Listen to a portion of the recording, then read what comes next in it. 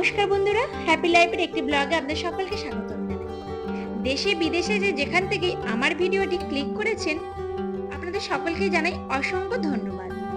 আশা তো রাখছি আপনারা সকলেই ভালো আছেন, আর আমিও এখানে খুব ভালো আছি। এখন বাজে প্রায় সকাল 7টার মতন, আর এখন থেকে আমি আমার ব্লগটা শুরু করলাম। এতটাই তীব্র গরম যে সকাল থেকেই এই গরমের প্রভাব ছড়িয়ে পড়েছে। এখন বোঝার উপায় নেই যে এখন দুপুর নাকি সকাল। 7টা বাজলেও প্রচন্ড পরিমাণে এতটাই রোদের তীব্রতা বেড়েছে যে মানুষের এখন বাইরে বের হতে পারবে না। আর যেহেতু আমাদের মাঠের একদম শেষ প্রান্তেই বাড়ি, তো সেক্ষেত্রে গরমের এই যে দাবদাহটা একটু বেশি অনুভব করতে পারি আর কি।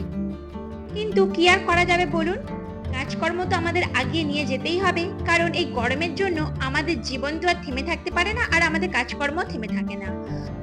এখানে বিছানাটা আগে ঠিক করে নিচ্ছি। দুই মেয়ে এত দুরন্ত হয়েছে যে বলার বাইরে।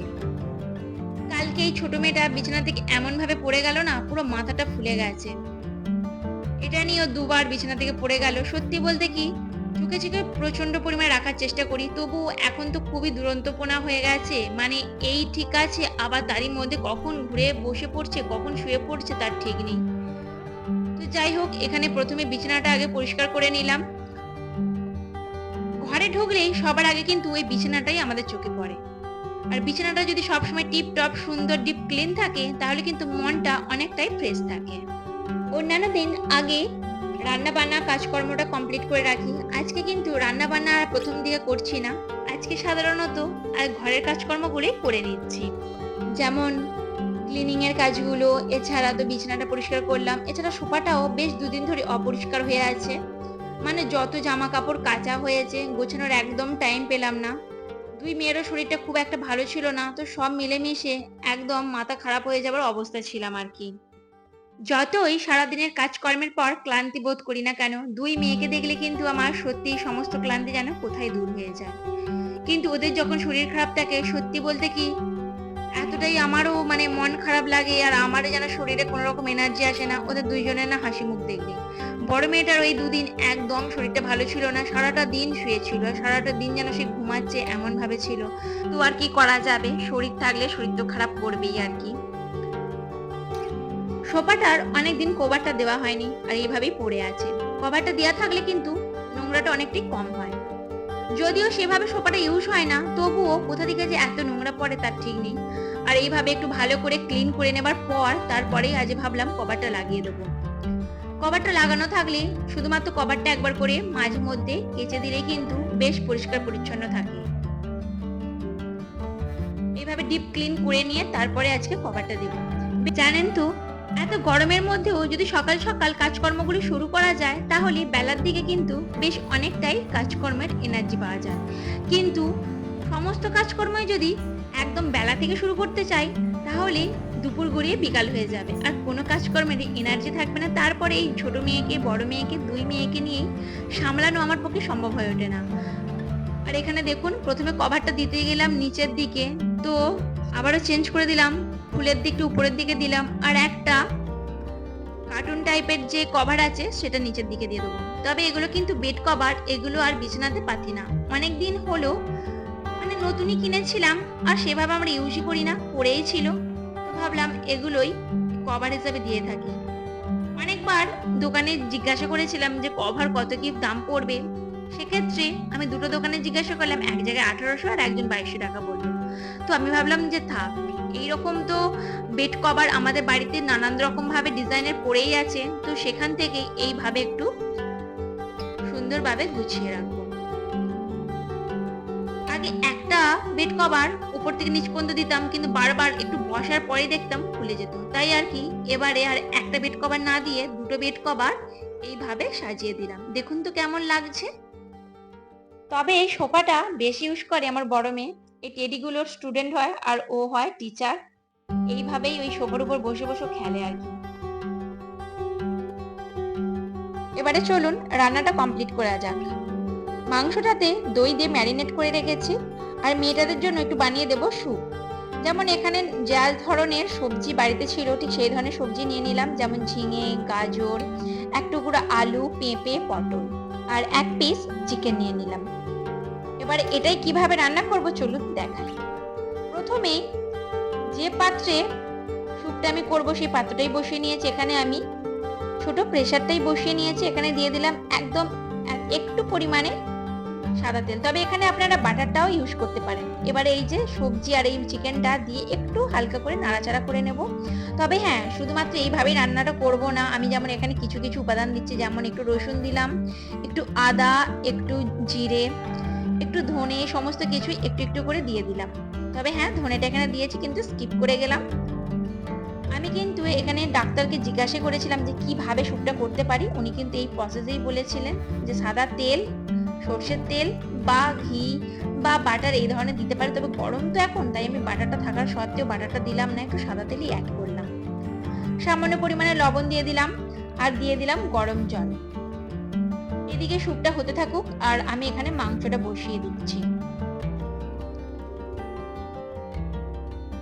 দুই দিকে দুটো কড়াই বসিয়ে দিলে রান্নাটা যেমন তাড়াতাড়ির মধ্যে হয়ে যাবে আর আমি মেয়েগুলোকে ঠিক সময় দিতে পারবো। একটু শাক ভেজে নিচ্ছি, তার জন্য পেঁয়াজ আর ফোড়নে দিলাম একটু শুকনো লঙ্কা। আমি এইভাবে সাধারণত কলমি শাকটা সাধারণত ভেজে থাকি আর তার সাথে মাঝে মধ্যে কিন্তু রসুনও দিয়ে থাকি। রসুনটা দিলে কিন্তু ফ্লেভারটা বেশ ভালো আসে। আর আমাদের এই রান্না বান্না কিন্তু একটা দৈনন্দিন জীবনের ওতপ্রোতভাবে জড়িয়ে আছে। যে যেখানে থাকুক না কেন বাড়ি ফিরে খাবার খাবে, এবং কেউ কেউ আছে যারা বাড়ির বাইরে কাজে যাবার আগে খাবার খেয়ে যাবে। তো আমাদের প্রত্যেকেরই একটা সময়ের মধ্যে কিন্তু খাবারটা তৈরি করে দেওয়ার ব্যবস্থা করতে হয় আর কি। মাংসটা রান্না করতে গেলে কিন্তু যেমন এই কষে কষে রান্না করতে হয়, অনেকটা সময় এই একইভাবে দাঁড়িয়ে দাঁড়িয়ে কিছুক্ষণ ছাড়া ছাড়া খুন্তি নাড়তেই হয়। কিন্তু কি বলুন তো, এই মাংস একটু কষা মতন করে দিলে বা যে কোনো ধরনের একটু ঝোল মতন যদি করে দেওয়া যায়, তার সাথে একটু ভাজা করে দিলে কিন্তু বাড়ির সকলেরই খাওয়া কমপ্লিট হয়ে যায়।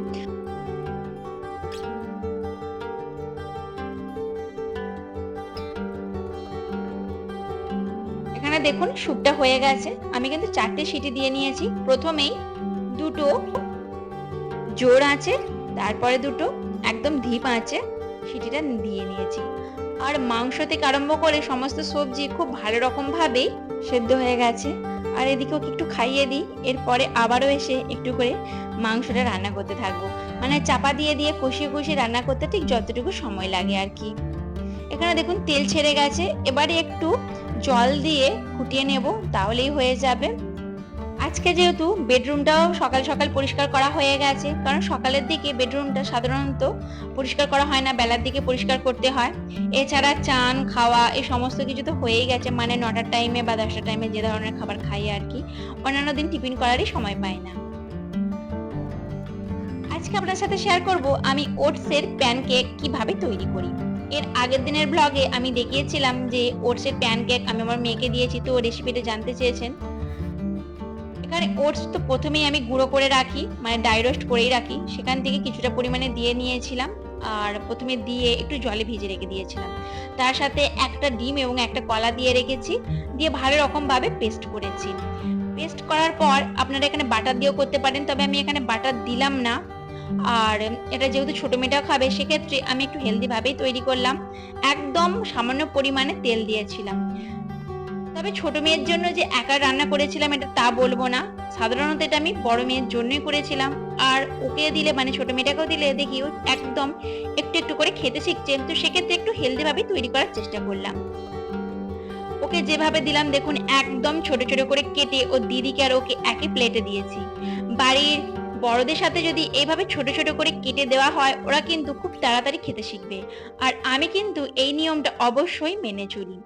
যেমন ও 7 মাস থেকেই ওকে হাতে একটা করে বিস্কিট দিতাম, তখন তো খেতে পারতো না, তবুও চেষ্টা করতাম যাতে ও খেতে শেখে। একটু প্রথমে মুখে নিত, আবার একটু কামড়াতো, মানে ওই যে মাড়ি দিয়ে একটু পাগলে পাগলে খেত আর কি, তারপর দেখতাম ফেলে দিত। তবুও চেষ্টা করতাম মাঝে মধ্যে একটা করে দেবার।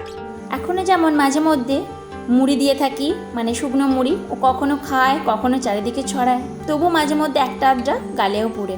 তো এইভাবে কিন্তু আমি খাওয়ানোর দিক থেকে এই নিয়মগুলো মেনে চলি, যাতে নিজে হাতে করে খুব তাড়াতাড়িও খেতে শিখে যায়।